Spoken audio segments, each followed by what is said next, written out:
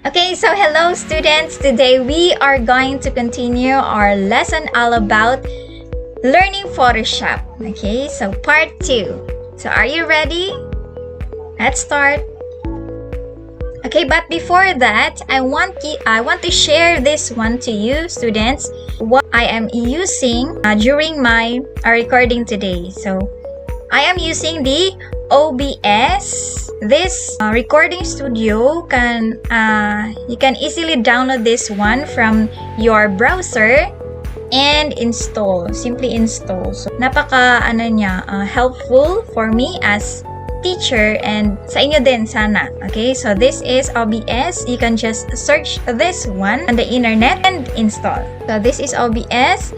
I can drag my video, so you can adjust this one depending on the size that you want. Okay, say for example, gusto ko dyan ilagay. Okay, so I'm starting my recording. Once I will press Alt Tab, so ang ma-record na naman niya ay yung mga software app na gagamitin ko today. Okay, so shall we start? That is just an advertisement class. So today, we will going to discuss to you and demonstrate the Adobe Photoshop and how you are going to create a logo on your own and more. Okay, sige. Okay, so class OBS stands for Open Broadcaster Software. So you can this is free and open source, so you can just download this one on your end sa inyong laptop or inyong unit. Okay, so you can use this one for recording. Okay, so just click this one, then just choose if Windows, Mac OS or Linux ang operating system ninyo. You can just click this one, then just follow the direction. So Windows, then it will automatically download the installer here, and then after that one, okay, show in folder, and then right click this one, then run as administrator or simply double click or open diretso kaya naka-admin naman siya. Okay, so that's it for OBS or Open Broadcaster Software. And since you already know all about this software, let's move to Adobe Photoshop. So how can you start using Photoshop? So you should have the installer. Okay, installer. So I will give you this one. Okay, this is just a portable Photoshop for you to be able to really use it. So whatever unit that you are going to use. So it is a file folder just like this. It has app, data, and other this application. So just right click, then run as admin or simply open, since naka-admin naman ang Photoshop CS6. If you want to have this just like this one, kani siya class, nasa sa taskbar. So just right click the app and then pin to or show more option, then pin to taskbar. Mag-add na siya diri og another nga app. Okay, and pin if you don't want it to. So since I want this Adobe Photoshop class, just click the application and then run as admin. Then click yes. So this is the icon or logo, okay, that will be showing once you open the Photoshop CS6. Okay, so this is it class. We have the landing page of the software Adobe Photoshop. You must have in your mind unsa jud inyong gusto buhaton class. Say for example a tarpaulin. Okay, so when we say tarpaulin class, bigger in size. And if bigger ang iyahang size, you should have a lower resolution. Again, bigger size, lower resolution. Okay, and if you are going to design just like ano lang siya, in a bond paper. So you must have a higher resolution. Okay, so smaller size, higher resolution. Again, if bigger size or mas malaki, lower resolution. And if it is a small size bond paper or just 2x2 or 3x3 or whatever, you just have to use 300 resolution or higher resolution. Okay, so let's start by clicking Ctrl N. So today we are going to design a logo. Okay, so logo pata class. So if logo gani class, you are just think that this is just a small image. Okay, so maybe it can be 5 by 5 inches. So pwede na to. And then resolution should be in 300. Okay, 300. Then click OK. So this is for the our logo. If you wanted to create a design for a tarpaulin, you're going to use resize your image, Ctrl N. Okay. So hindi siya 5 by 5 inches. Instead, usually tarpaulin class 3 by 4, 4 by 3, ganyan. Okay. For example, 4 ang ating width. So 4 times 12, 48. Then size should be 3. Okay, 3 times 12, 36. So you must have a lower resolution since malaki man yung width and height nyo. Okay, so resolution should be 72, say for example.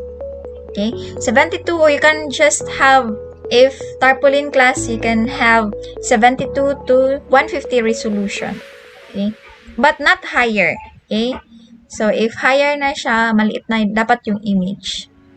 Okay, then color must be in CMYK.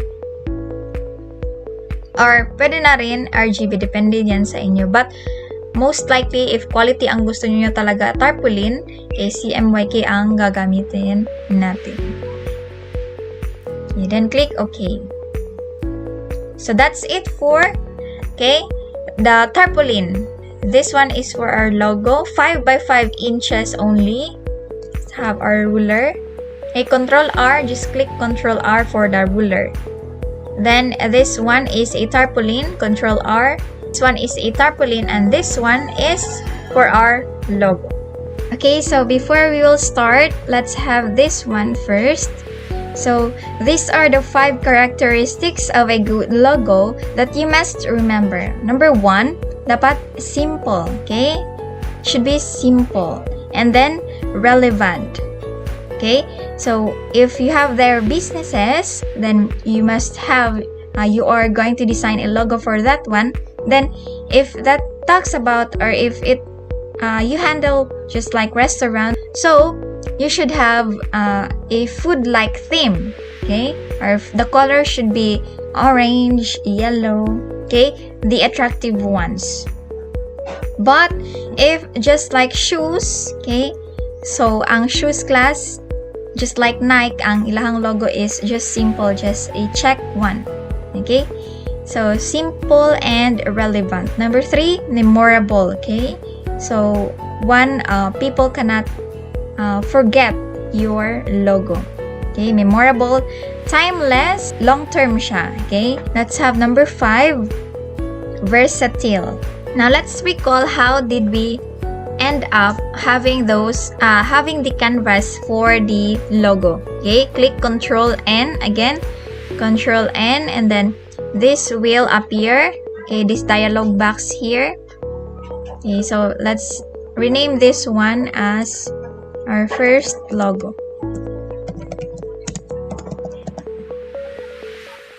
Then change this one into inches. Then 5 by 5, say for example. Then resolution should be again 300. And it's okay if it is RGB or CMYK.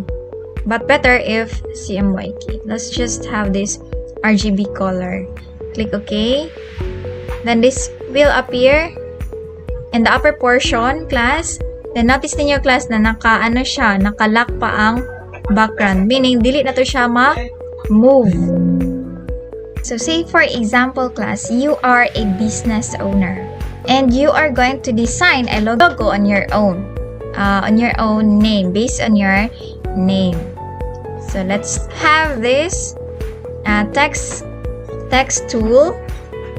Then, type your the first letter of your name. Let's make it a bigger one. Okay, so 72. So for me, I am Junona, so I'll have this letter J. So for you to be able to have this one on the lower portion, just click this one, okay, the move tool, or simply letter V, then click and drag. So if you don't want this font family, just highlight and then drop down if unsay gusto niyo na font. Okay, you can just select it here. So, pili lang if unsa inyong gusto na font. So, I think better yung kanina.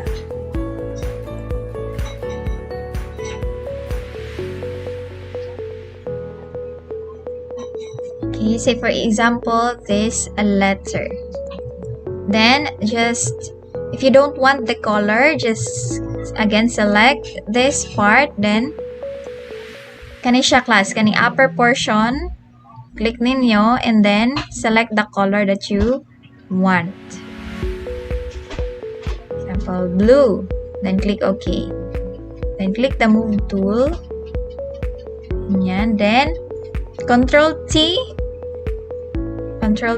for you to be able to resize the letter, and then move tool, apply, move tool, ganyan.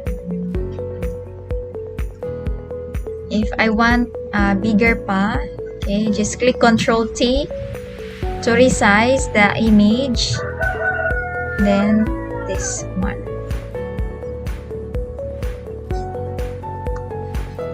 Then click enter.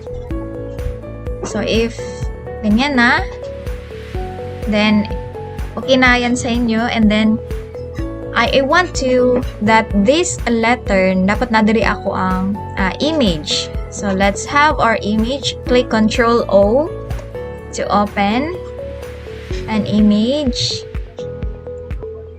So in the libraries,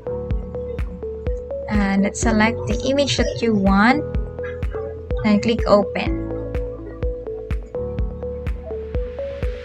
Okay, then double click the background kasi pag hindi kasi naka-unlock, then ganito yung pop up, class. Okay, could not use the move tool because the layer is locked. So click OK. So double click this one para ma-unlock na to, class. So indicates layer is partially locked. So double click and then click OK. Then drag this picture to this one. So dirian niyo siya i-drag. Then click control minus, okay, to zoom out, and then Control T to resize. So resize the image. See, for example, ganyan. Then click enter. So unsaon man na, ma'am, nga natabunan naman jud ang kanang letter J. Oh no. And again, if you want to rename this one, just double click, then okay, picture 1, say for example. Then right click, then create a clipping mask. Then you can drag your face, and just like that.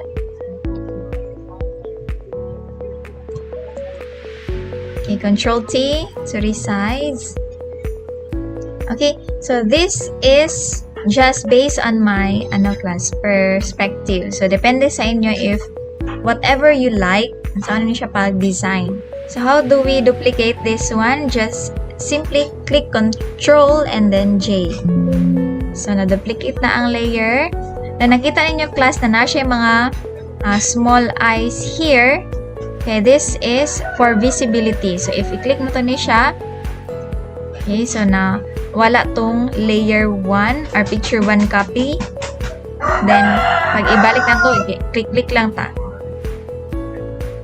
So if wala na to siya, so invisible na siya. This one invisible na po, then this is invisible. So if you want, sorry for the background noise. So if you want to make it visible, i-click lang ang kaning mershag eyes. Okay. So if I wanted to have this picture, I clipping mask. Same with the other picture. So ganyan yung mangyayari. Again, just right click, then create clipping mask. Then I want this one to multiply. Okay, so gi-multiply na ko class. And look what the result is. Ning darken siya. So if I want linear burn, so ganyan. I want to make this one lighten. Pag color dodge, overlay, or soft light. Okay, so depend. Sorry for the background noise. So if vivid light, ganyan. But for me, mas better ang multiply class.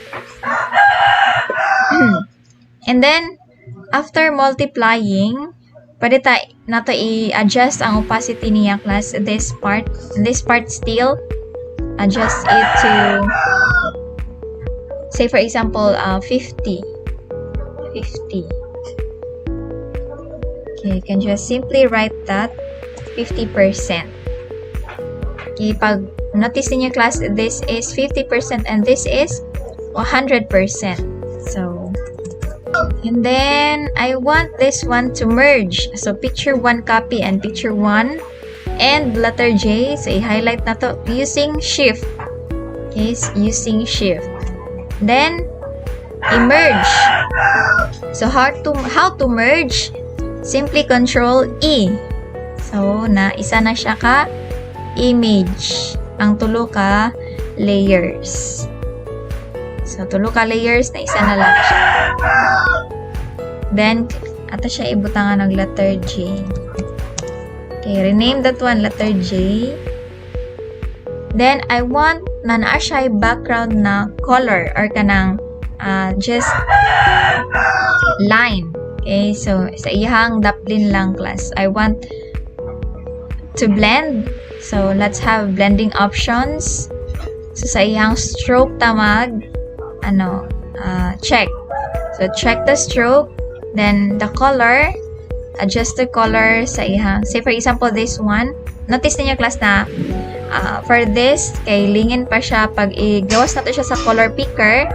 So iyang may tabo is murag kuhaon niya ang color based sa imuhang i-click.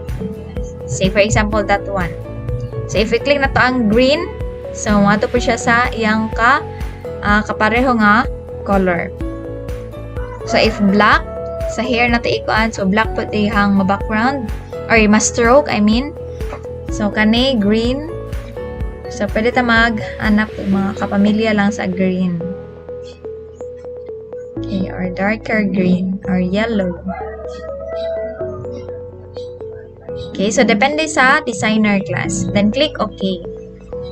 And then adjust the size.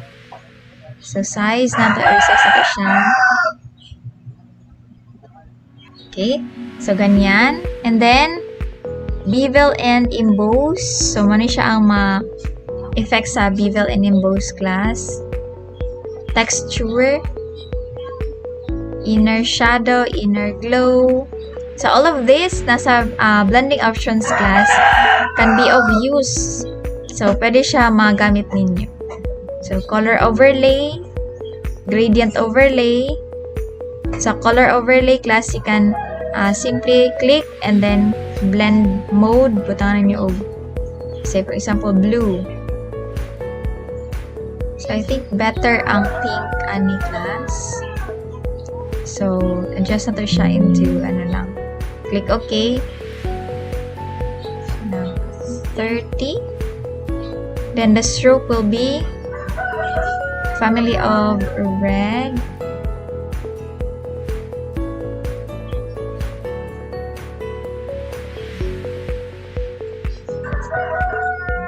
Okay, just like that. Then, that is letter J pa lang class. So, if you want this effects na patanggal siya sa blending option, okay, ang yung button is, i-click lang ni siyang mata. Okay, para wala ihang visibility. So, that will go back to normal. Okay, click or unclick. Ang name. So, just have to add another text. Okay, katong nabilin na mga letters. Say, for example. Then, I want this text to be italic. So, italic siya.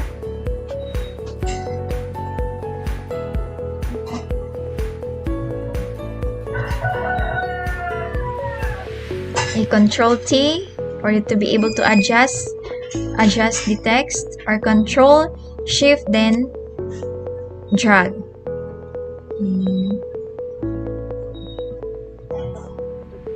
Then find kung asa siya better class. Control T to adjust.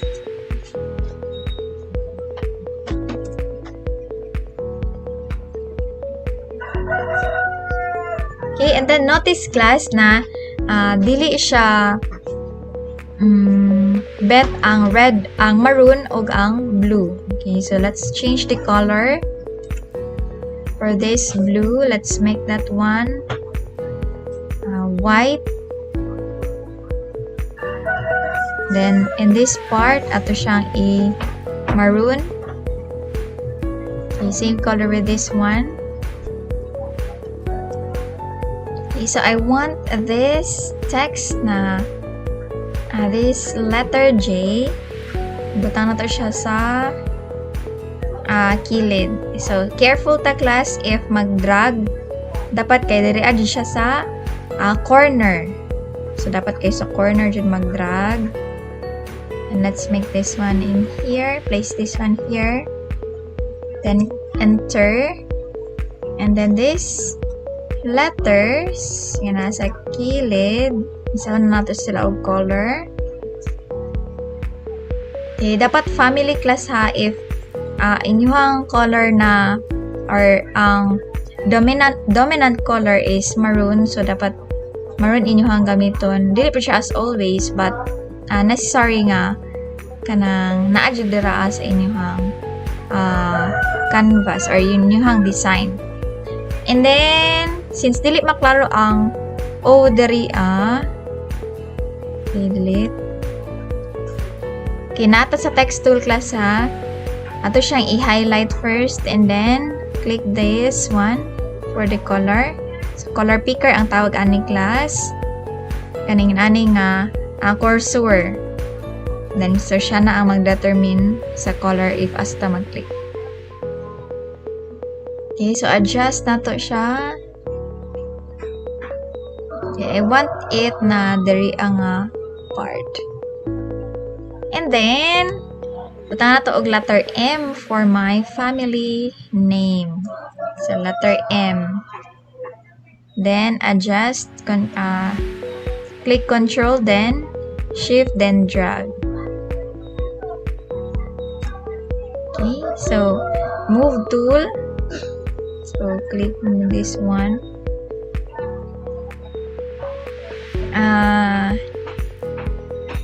Gusto na ko class na dili ni siya italic. Okay, so highlight this letter M. Then, let's select another font. Okay, yung non-italic. example, this one. So, small letter pala. So, let's make this one big. Ganyan. Then, shift, drag. Then, move tool. Para malaki masyado.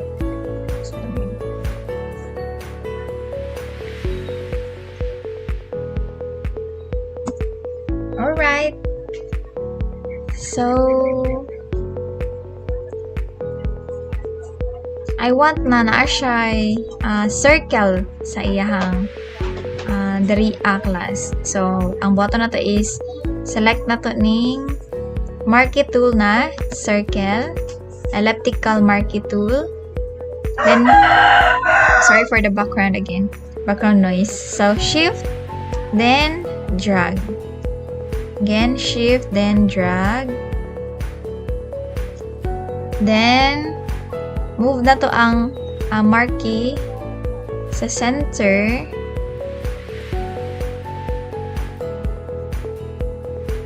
Move this one to the center. And then, create taog new layer. So, these are the layers class. And I want na mag-add ko another layer. So, that is layer 1. And then, let's go to the painting. Okay, the paint bucket tool. Or simply letter G. Okay, letter G lang. Imuha i-click sa keyboard. Then, madiretso na siya ato sa this paint bucket tool. Then, click. Then, mon na siya. So, nganong maroon man ang color na ni-appear? It's because that is our foreground color. Okay, so, maroon.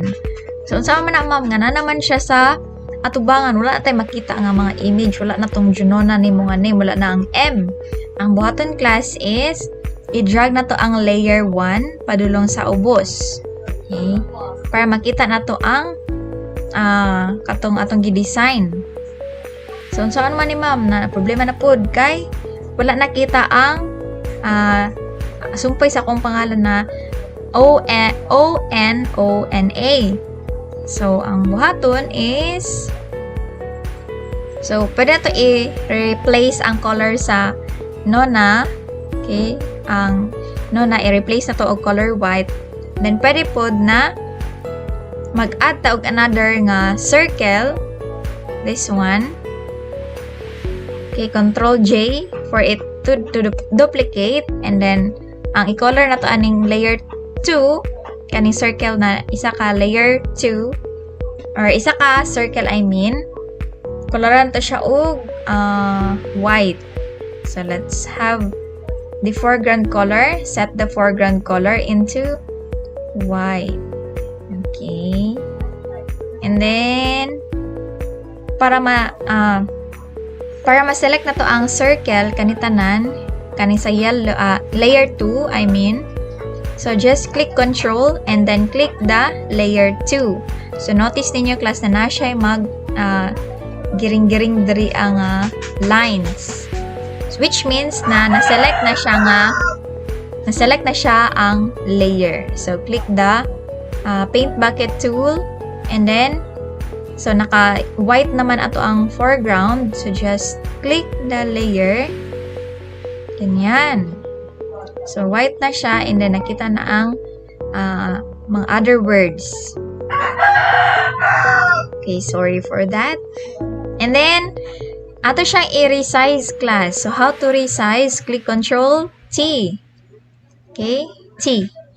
And then, drag. Okay, so, drag. Okay, so, nakita na, class? Yes, nakita na. Ayan. Nakita na ato ang name since ato manggi-white ang isa ka layer. What if, ma'am, ibutang ato layer 2 sa likod sa layer 1? Kasi may tabo. Okay, ganyan. So, exchange na to siya para maklaro ang ato ang design. Then, murag, na-feel na ko class na ano siya, populated masyado. So, ato siyang pagamyon. So, select na to ang letter M. This one, kaninga text. Ang letter J. So, ato siyang i-control T. dili na to siya i-merge, ito lang siya i-resize. Okay, so resize.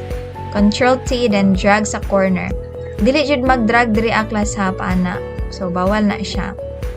So ano lang siya ta. Corner lang jud ta para dili ma-distort ang mga image na to. Then set it according sa inyong instinct class. Since you are the designer, so kamo man mag-design, click enter. Ayan. So I want na dili ni siya the same size. So tanan class na inyong gipangbuhat sa inyong logo dapat na ay meaning. Okay. So na ay meaning ni siya kaning nganang gibutangan ni siya kanang white diri sa tunga. Nganang na ay letters diri, asa ni mga letters diri para asa man ni. So dapat may mga explanation for that. And then pag gusto niyo na i-transparent ang background, ato ni siyang walaon ang background. Okay, double click, then click OK, then imo siyang invisible. By clicking this button here. Okay, so kanyan. Meron na tayong first logo for our business. So medyo ano pa siya class, ganyan nga the simpler the better. So if much simple dapat inyong logo, mas better siya. Okay, so I want you class to create your own. This is for your task. Okay, I want you to create your own logo. Okay, if that situation is if you are the business owner, then imo man siya nga business or imo siya nga company, then I want that company buhatan nimo siya og logo based sa imong name. Sige. So that is for your task this week. So if you have their questions, just PM me or okay. By the way, ang application na Photoshop CS6 class, ako ni siyang ihatag sa inyo through link. Okay? So, if dili gani niyo ma-download class, ang button is mag-research mo sa netizion.com. Okay? And I want you to register your own para naamoy account for that. Then, fill in ninyo ni siya class. And if you have there your account, pag meron ng account, so pwede na mag-diretso download. And then, you will search Photoshop Portable Photoshop.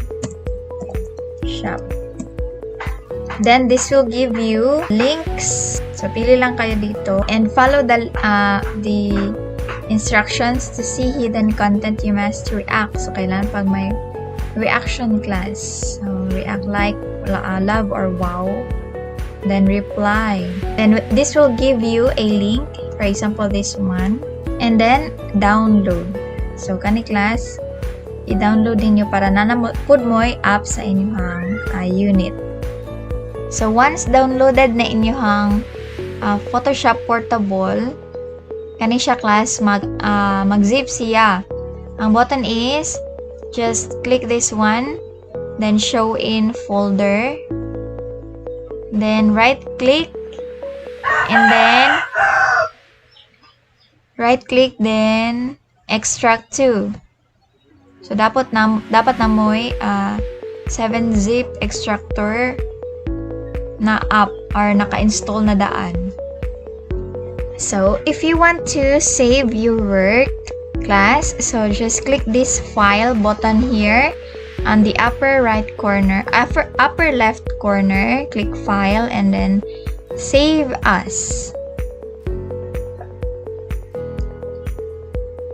Then, have your file name, okay, your last name, then first name, then logo making task 1. Okay, you should have your file name just like this. And then the format should be TIFF.